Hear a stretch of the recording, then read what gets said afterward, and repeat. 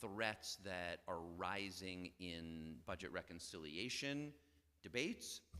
And then we'll pivot to look at what that means for New York City in terms of risks in the city's executive budget as the mayor and the council continue to debate, as well as opportunities for pushing back because the city both needs to prepare for the likelihood of cuts, but also we've got to do everything we can to prevent the most devastating ones from happening.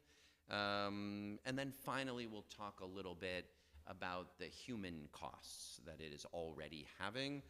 And in particular, we're going to end by hearing from folks from AmeriCorps, which is just one of the places that we're already seeing harm done. So let's move forward. Yeah, okay, this is what I already said, updated assessment. Well, you can leave that slide up so that people can see it graphically, sorry. An updated assessment of the Trump cuts and risks, the impact on the budget, and then the impact on the real lives of New Yorkers. Okay, so this is the first of the three categories that I've mentioned in assessing Trump administration budget cuts. So these are ones that have already been ordered by Trump, not put forward in the skinny budget, not at risk in reconciliation, but already implemented. So that is CDC cuts to NYC Department of Health and Mental Hygiene, already over $100 million. A freezing of continuum of care rental assistance grants if grantees don't adhere to Trump administration mandates, which violate New York City law. Because the grantees that get this $173 million are obligated under the New York City human rights law not to discriminate against people based on their immigration status or their gender identity or their race. Don't forget, when they say they're declaring war on DEI, what they're doing is mandating people to violate federal, state, and local civil rights laws. And we're not going to allow that here. If you violate New York City human rights laws, the city's going to act on it. So that means $173 million essentially already cut. And that number covers what's in the city budget and what goes to nonprofits. The FEMA cuts to emergency shelters for asylum seekers, that $188 million, includes the $80 million that they stole from us. This was the contract that Congress authorized, that we have a contract for, that they owed us another $100 million on, that they paid us $80 million on. They illegally took back the $80 million. That was when my office rang the alarm bell, worked with the governor, got the law department into court.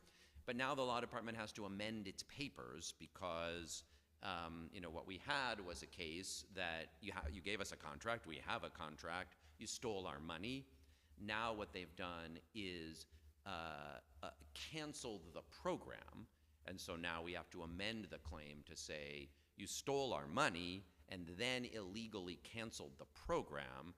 We will win on both those counts. I mean, that program was authorized by Congress. We had a signed contract. They not only did we submit the invoice, the Trump administration signed off on the invoice and paid the bill, but now they've gone ahead and canceled the program itself, and so that will be part of the litigation as well.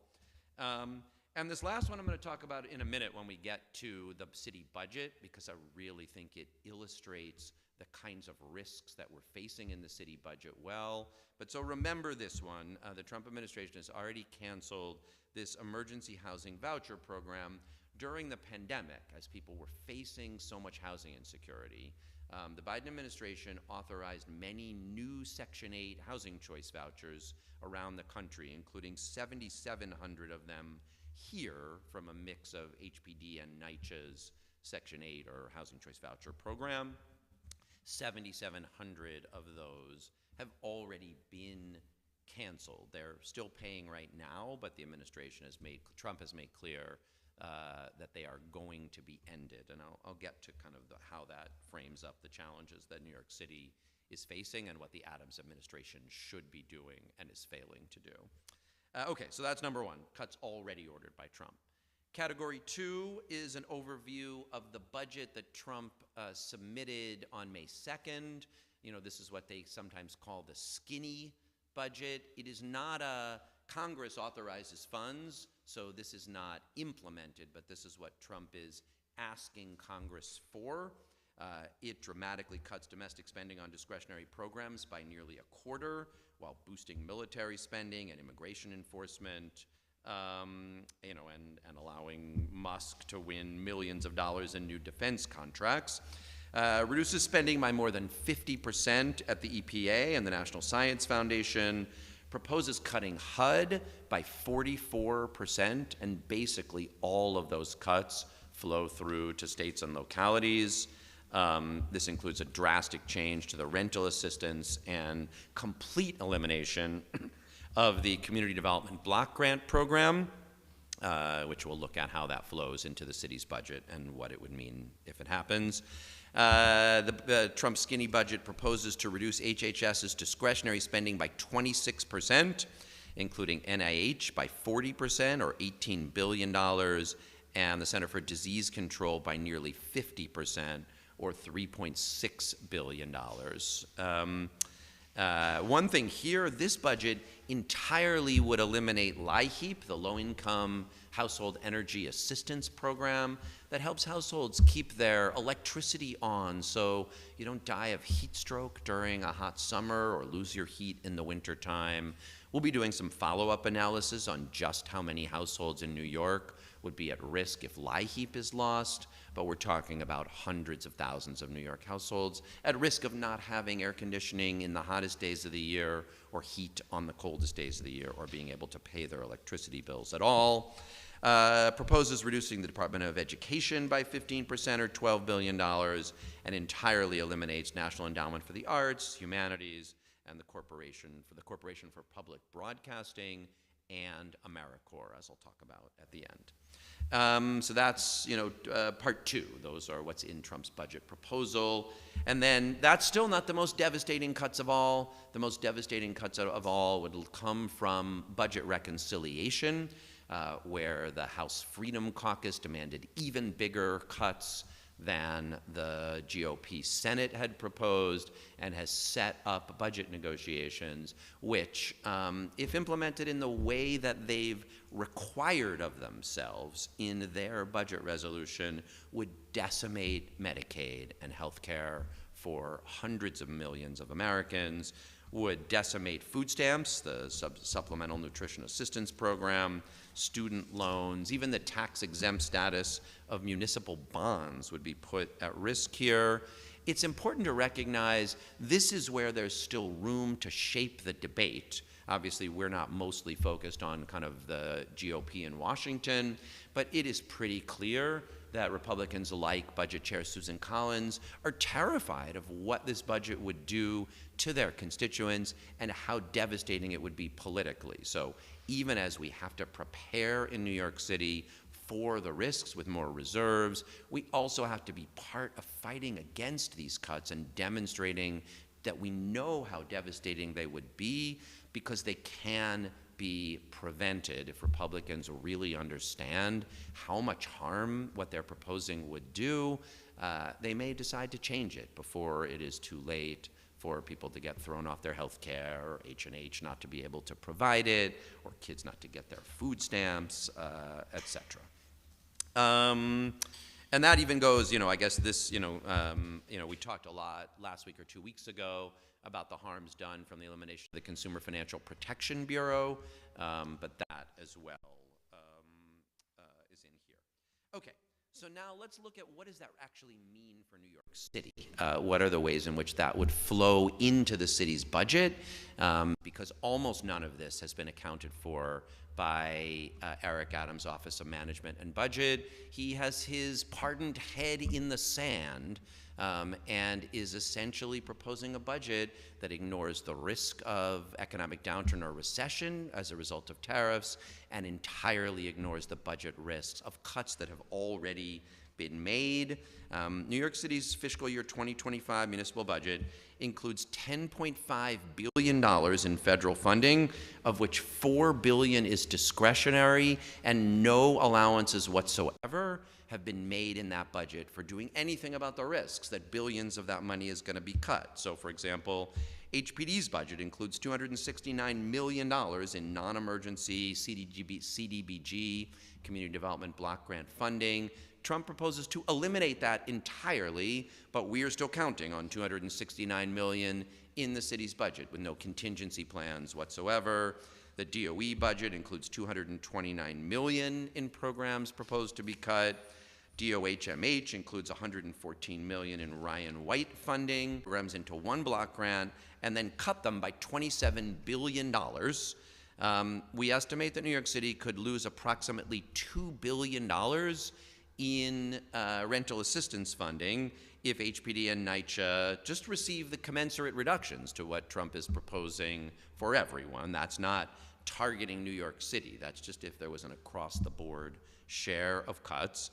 According to some analysis the New York Housing Conference did, that could be 200,000 households who are affected, who receive rental assistance now, and would stand to lose it if this cut goes through. There's also proposals to add work requirements or in other ways to make the vouchers less likely for landlords to take. So you really could see havoc wreaked. But here's where I want to sit for 1 minute and talk about those 7,700 emergency vouchers that I mentioned. So this is, the 200,000 is a risk, but still a theoretical one. That's if budget reconciliation goes through with the outline that Trump has proposed. The 7,700 families I mentioned who received those emergency vouchers, that's already ordered. That's a decision that has been made. So if those families, when those families lose their vouchers, they won't be able, in many cases, to pay their rent. Many of them will wind up homeless. They'll wind up in New York City shelters. And New York City, if that happened, would wind up, by the right to shelter, paying a great deal more money in our budget. So you might go upstream and say, I guess we should consider substituting CityFEPS, the city's rental assistance program, at least for this set of people. Maybe we should put in our budget a reserve allowance, because if we don't do that, we'll wind up spending more, even leaving aside the harm and trauma to those families. The budget risk of having even half of them in the shelter is much more than you would spend by extending rental assistance. And what you could at least do is say, we are starting right now to talk to every one of those 7,700 families and understand their situation. Some of them, I bet, have gotten good jobs since those vouchers were issued, and maybe they will be able to keep paying their rent. Great. Maybe they're in rent-stabilized units, so their rent's not going to go up, and we can help them. Maybe some of them do qualify perfectly for a CityFEPS voucher, and we know that if we would give it to them, they can avoid homelessness, and the city would save money by doing so. The Adams administration has done absolutely zero of any of those things. There is no program to reach out to those families and help figure out what they're going to do. There is no reserve in the budget for what happens when those vouchers are canceled. Nothing at all. And so when I say this is a head-in-the-sand situation, it's really remarkable that even this mayor, even after all the capitulation, has put forward an executive budget that accounts for none of the things we've talked about today. So just to reiterate what we're proposing, which I think is the next slide, we've proposed strengthening two different reserves that the city is holding, putting another $1 billion in the city's rainy day fund against the risks of economic downturn or recession, but also to grow the city's general reserves by $1 billion this year so that we have money in reserve to cover just the cuts I outlined here if the CDBG cut happens, and that's that 169, or get the number right, the CDBG cut happens, $269 million CDBG cut, we have a resource to cover it. If we go through and do work with those 7,700 families and conclude 2,000 of them we want to give city FEPS vouchers to avoid homelessness. There's the resources to cover that. That is the $1 billion in general reserves. And I reiterate my plea to the City Council and the Adams administration to start taking seriously the cuts the Trump administration has already made and the ones that they're threatening. What protecting New Yorkers looks like right now is budgeting responsibly for next year. So that is the budget side. Now we're going to move to a little more on the human side, because unfortunately, in addition to everything I've said, there are federal programs that don't flow through the city budget, so they aren't necessarily budget risks to the city, but would still devastate New Yorkers, and it is critical that we begin paying attention. Here, I'll just reiterate, there is some possibility of preventing these cuts by sounding the alarm bell loud enough that Republicans are scared of the harm their budget would cause, and they choose to back down before decimating Medicaid or food stamps. So we'll start with food assistance. The federal proposals would eliminate the Commodity Supplemental Food Program and substitute these MAHA food boxes that have not been ever tried. Trump administration has already cut funding for emergency food assistance, cutting funding for food banks, and stopping food deliveries. And the budget reconciliation further targets SNAP benefits. So here, over 1 million New Yorkers experience food insecurity, including 1 in 4 New York City kids. We'll publish the numbers for New York City, but I hope that, controllers in Maine will publish the numbers in Maine so that Susan Collins understands how many people will be cut off of food stamps if she cannot undo these cuts as part of the reconciliation debates. Higher ed is another area that has been proposed for massive cuts, 37% to National Institute of Health funding and 50% to the National Science Foundation. That is critical cancer research. That's maternal health. More people will die if these cuts go through. Closer to home, New York City's private and public universities and academic medical centers receive over $3 billion in federal research funding, largely from these 2 departments.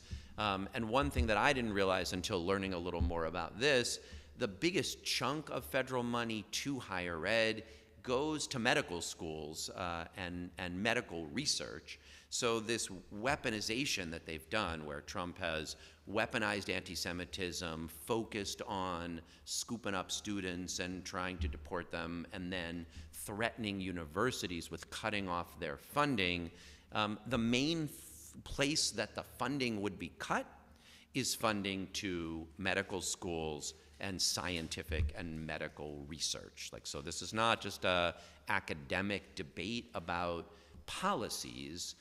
This will devastate people's lives for the MAGA agenda. When I said last night at Westside Institutional Synagogue, Trump's weaponizing anti-Semitism has real-world harms that Jews and everyone else will feel if these cuts go through and cancer research is cut or medical centers are less available to take care of patients. They're going to ask if you're Jewish or Muslim or Israeli or Palestinian or Christian or Dominican or Haitian. They're not going to be there to provide the services. People need to wake up to what is happening and do all we can to prevent it. That funding also funds a lot of student aid, a federal work-study program, supplemental education opportunity grants, and a range of other grants. And additionally, proposed language in the budget reconciliation would eliminate direct subsidized student loans, substantially cut Pell Grants, and overhaul repayment options so that the next generation of college and medical school and other students just won't be able to go at all. So we are talking about harms now and far into the future. And finally, one thing we've been trying to do in these press conferences, partly just to make them less depressing, and partly to humanize the harm a little, is bring people in to talk about how much these programs matter. So a couple weeks ago, we did Social Security and brought in some of the great senior advocates who use Social Security and federal resources to dignify the lives of seniors. And on climate. We had some of the climate activists here. Today, what we thought we would do is focus on AmeriCorps. I started as an AmeriCorps supervisor at the Fifth Avenue Committee 30 years ago and got to hire kids who, were just out of school, taken a gap year, gone to high school, but weren't sure they'd even be able to go to college and wanted to serve their neighborhoods. We focused them on affordable housing at the Fifth Avenue Committee, so they were tenant organizers, talking to tenants about not having heat and hot water, or giving them some information about how they could protect themselves in housing court. AmeriCorps is this remarkable program modeled originally on the Peace Corps, like a domestic Peace Corps that says, if we take young people from our communities, pay them a pretty modest stipend, and let them go out and organize and develop resources with and talk with their neighbors, really remarkable things can happen. And that has just been true since then. AmeriCorps members here and across the country have helped kids learn to read, started new neighborhood programs in the libraries, enabled schools to become community schools, helped tenants, on and on and on. Unfortunately, the Trump administration unilaterally has already canceled roughly 41% of AmeriCorps' annual budget and placed 85% of AmeriCorps' full-time workforce on administrative leave with the intention to terminate them later this spring. And so the New York State Attorney General, Tish James, along with 23 states, has sued to stop the administration from dismantling AmeriCorps. New York City has the most AmeriCorps members anywhere in the country. In New York City, 6,476 members are placed at 616 nonprofit organizations and city agencies. Unfortunately, already $30 million in grants to New York, and more than 1,000 of those New York City AmeriCorps members have been terminated without notice. Our calculations show that for every dollar provided through AmeriCorps, there's a $17 return on investment for communities. This is a place where New York City has really stepped up. An agency within the mayor's office, NYC Service, does some amazing work coordinating placements, identifying nonprofits. There's AmeriCorps members at the community violence interrupter groups out there trying to make sure that we reduce shootings as summer heats up by giving young people from those neighborhoods an opportunity to get an AmeriCorps stipend and go work together with their neighborhood, with their neighbors, to make their neighborhood safer. This is an area where we have to consider as a city, what are we going to do? We want to expand the summer youth employment program, expand opportunities for jobs, expand opportunities for internships. And this is an important area to raise the alarm bell louder, because AmeriCorps is in every state and is one of the things that Republicans should understand they will pay the cost politically for if they destroy the program. So it is my honor to get to introduce an AmeriCorps speaker who can talk about what it's like to get to work in neighborhoods. And we have someone who was an AmeriCorps fellow and now became a program officer at the nonprofit, working with the contemporary generation of AmeriCorps fellows. And so it is my delight to introduce to you Jirazel Munoz, former AmeriCorps fellow and program officer at the Center for Family Life in Sunset Park. Thank you so much for being here.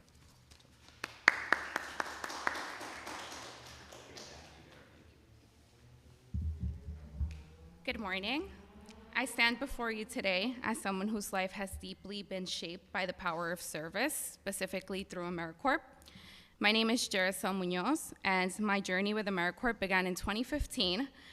Between the years of 2015 and 2017, I served a total of 4 AmeriCorps terms, thank you, working with youth spanning in the age of elementary through high school in free after-school programs in Sunset Park, Brooklyn. At the time, I never imagined that the path those years of service would lead me on.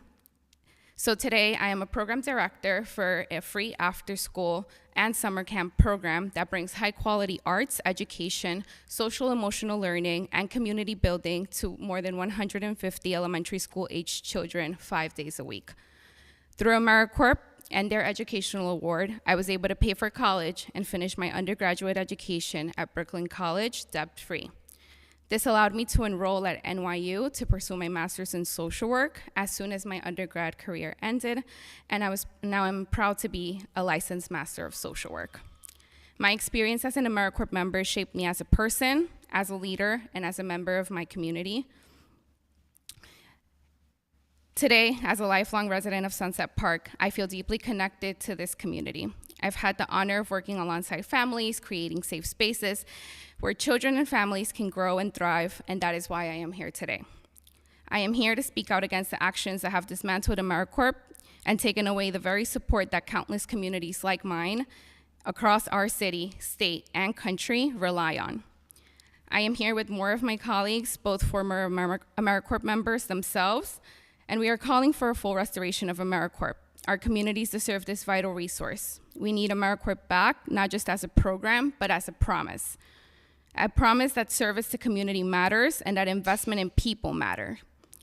Restore AmeriCorps now and give communities like mine the tools they need to continue thriving. Thank you.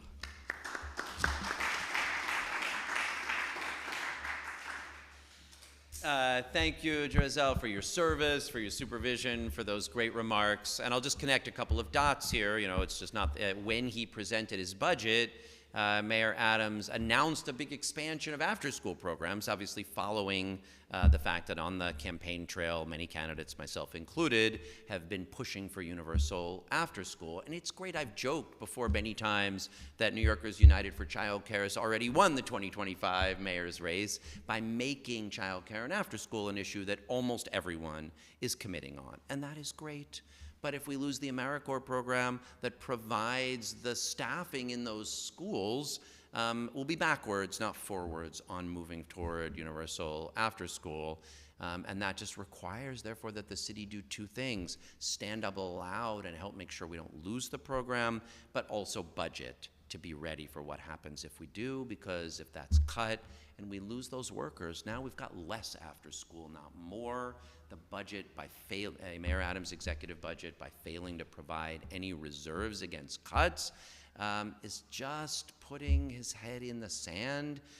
It is time to take the threats that we're facing seriously, to budget for them, and to do what's necessary to protect New Yorkers.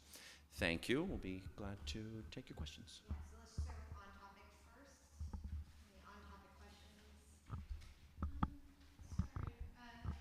Could you go back through these, the city budget risks, the HPD, CDBG funding, the $269 million, $229 million to DOE, the red and white, and the Section 8, and say, and very specific textual, like which cut those are specifically tied to, like which Trump budget, like zero out, it's tied to, just to clarify. Great. Yeah, I'm going to invite Deputy Controller for Budget, Krista Olson, to come up and give those details. Hi, good morning. The Community Development Block Grant is part of the Trump's proposed budget for discretionary funding, so that is a complete elimination, and that flows primarily to HPD, as well as some of it flows along to NYCHA. And then the education funding is a little less certain in terms of what's being proposed. So the $229 million in education funding is the programs that we see as being at risk. There wasn't a lot of specificity. Some of the programs were stated as being maintained, like Title I, fortunately, which is one of our larger grants. So the 229 represents the programs that could be at risk, but we don't know yet how much of that that's being proposed. Yeah, sorry, I have, there's some for migrant education, Title III, I believe, is one of the ones, and that goes to after-school programs, bilingual teachers, and family engagement, among other sorts for other supports for English language learners. The 114 million in Ryan White funding goes to DOHMH. Sorry, I don't remember everything off the top of my head. And happy to take questions after. Let me see if I have that. And Ryan White is like, is that specifically tied to like HIV, It is, exactly, yeah. like housing supports or research? Some of it goes to housing and a lot of it goes to services, to clinics, but we can follow up.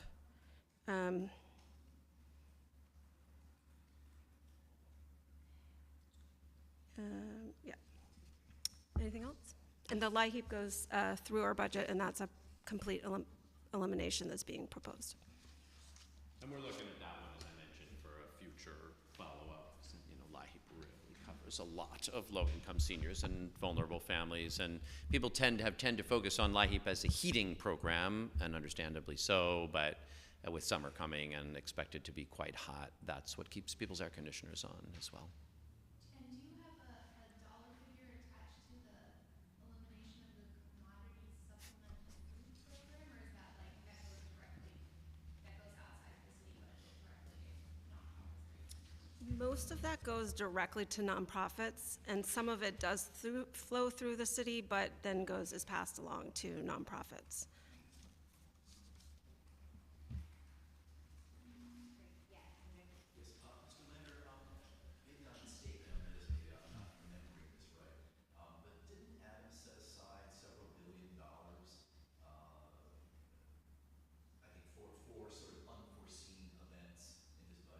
No, I mean, the short answer is no. He spoke in ways, so the city has had two different long-term reserves that we together tend to call the rainy day fund, but really one is the revenue stabilization fund or the rainy day fund, the other the retiree health benefits trust, which was historically used as a rainy day fund. We have long been proposing regular deposits, to use a formula that Executive Deputy Controller Francesco Brindisi developed, that when you have excess revenues, half of it automatically would go into that fund, and so you wouldn't be subject to negotiations each year. But no money was added to either of those reserves in last year's adopted budget. In last June when they adopted the FY25 budget, they just, there's some money in them that was, before, I think mostly put there by the de Blasio administration. Maybe in the first year, I think first Adams year, they added some to reserves, but did not add anything last year. And the current proposal adds nothing to that. We estimate that what's in the reserves right now would be enough only for less than half of an average recession. Average recession, when it hits, lasts about 3 years. And so the target amount that we propose would be enough to get you through the average recession without having to resort to decimating layoffs and service cuts. We have less than half of that in reserves, and despite having less than half of it in reserves, nothing was added last year, and nothing at all is being added this year, or is proposed to be added.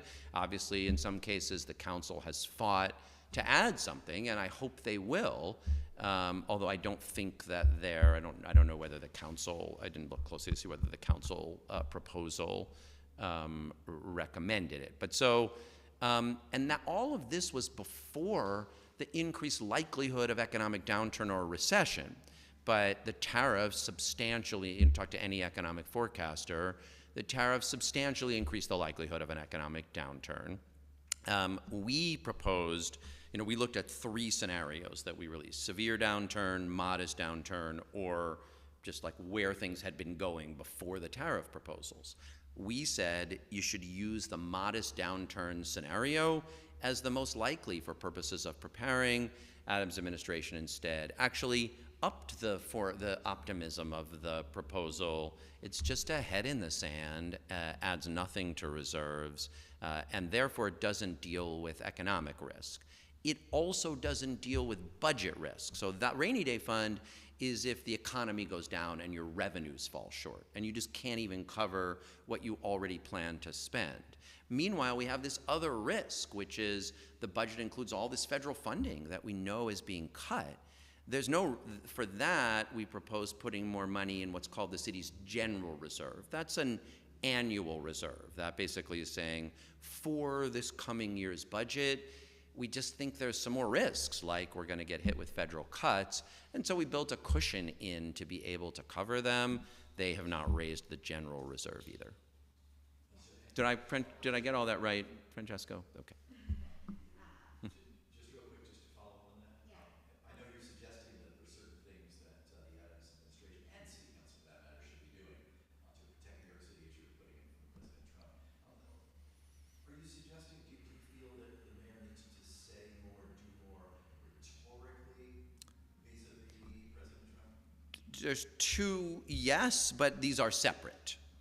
Preparing a budget that recognizes reality is not politics. It wouldn't matter if you were a Democrat or a Republican. It wouldn't matter if you're, you know, like, you always look at a budget. What is the most likely economic scenario? How much revenue am I gonna collect? How much risk do I think there is of an economic downturn? And if I'm putting CDBG money in my budget to pay for HPD, what risk do how certain am I that that money is coming? That's just budgeting. And they are utterly failing to budget honestly. Like, they are gaslighting New Yorkers about this budget. It is not it's not grounded in the reality we're facing. And that's the responsibility of the Office of Management and Budget and the mayor. Separately, in terms of speaking up loudly, I mentioned that there is debate amongst Republicans in Congress about whether to do some of the worst things. They are struggling with budget reconciliation because Susan Collins and others know it would decimate Medicaid and other essential services, and they'll face blowback. And certainly if I were mayor, I would be doing everything I could, recognizing Trump's not going to listen to me. But what are we doing to team up and make sure those harms are as clear as possible in the places where Republicans who will pay the consequences would suffer, so that we can try to save AmeriCorps and save food stamps and save Medicaid? That's not the legal obligation. Legal obligation of the mayor is to budget responsibly. Yeah, I think it would be politically smarter to figure out how to fight for these programs. So that's why I'm putting folks like Jericel at the podium here. And I think the mayor's failure to do it is harmful. And some people have said to me, well, okay, you say stand up and fight against bullies. What about the possibility that some kind of cooperation might be a better strategy? And I guess what I would say is this.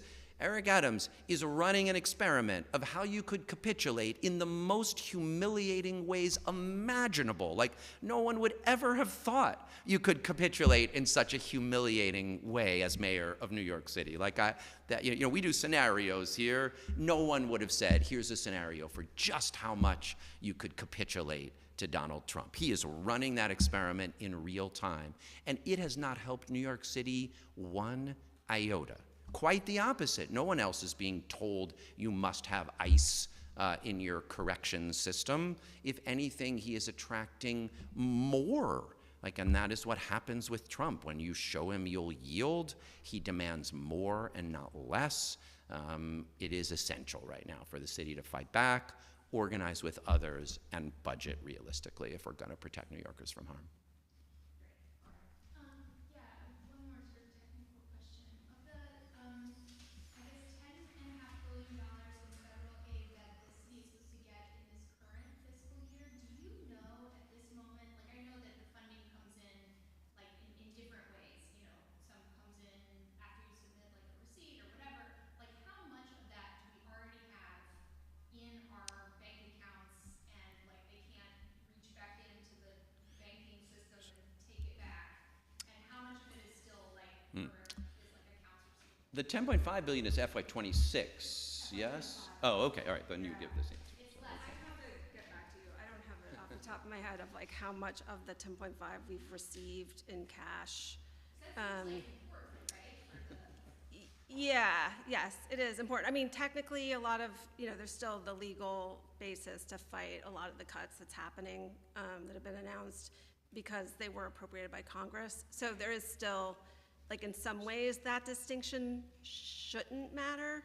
But I mean, But the yeah. 80 million is interesting, right? Because we booked that as income when we received it. So I'm imagining on our books it's showing up as income, even though we don't have the cash. So it's a good, Right. it's a good Yeah. question that we can dig in on. Yeah.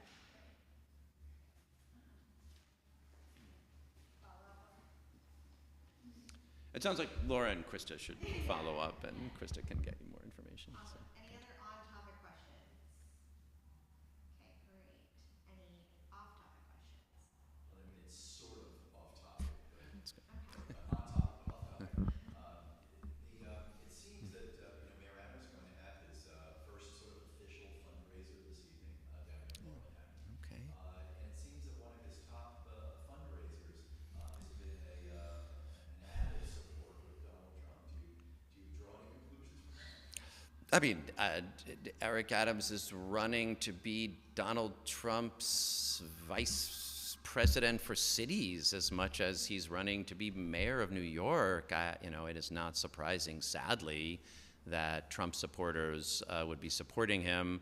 I will say Trump supporters are also big supporters of Andrew Cuomo and Andrew Cuomo's super PAC. The biggest donor to the super PAC is Bill Ackman, who's the leading opponent of civil rights and DEI. New Yorkers who want someone that's going to stand up and fight Trump have someone to choose in this race. New Yorkers who support Donald Trump, they have two candidates they can choose between Eric Adams and Andrew Cuomo. Any other off-topic questions? Yes, my question is more regarding tourism, because I know that in your April report you project a potential 9 billion loss in economic activity if international tourism drops. How do you integrate really this issue in your overall assessment, and how can it be mitigated at a city's level? This is a good question. Let me start, and maybe Krista or Francesco will join in. This is in part an assessment of what happens if the tariffs are imposed.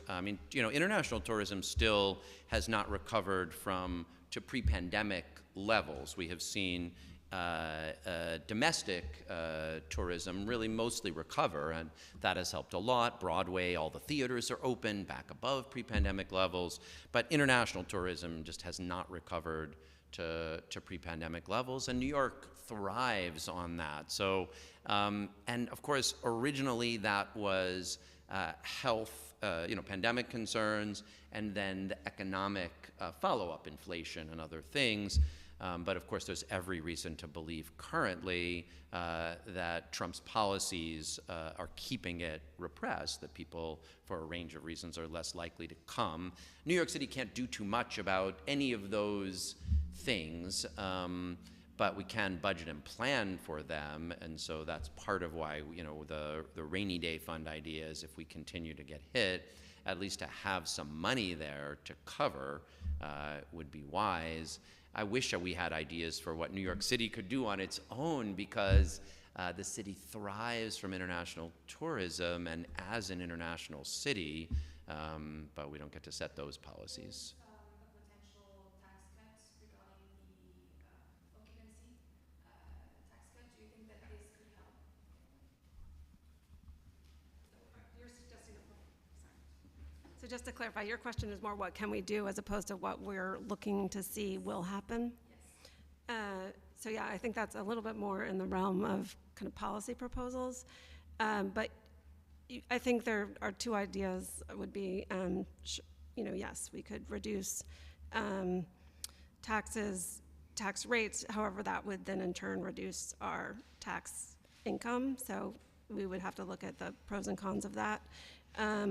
But I think, depending on who's mayor, you could reach out to other places and distinguish yourself potentially from the current administration, and try to bridge some of the gaps, like with our Canadian partners, many of whom come to visit us.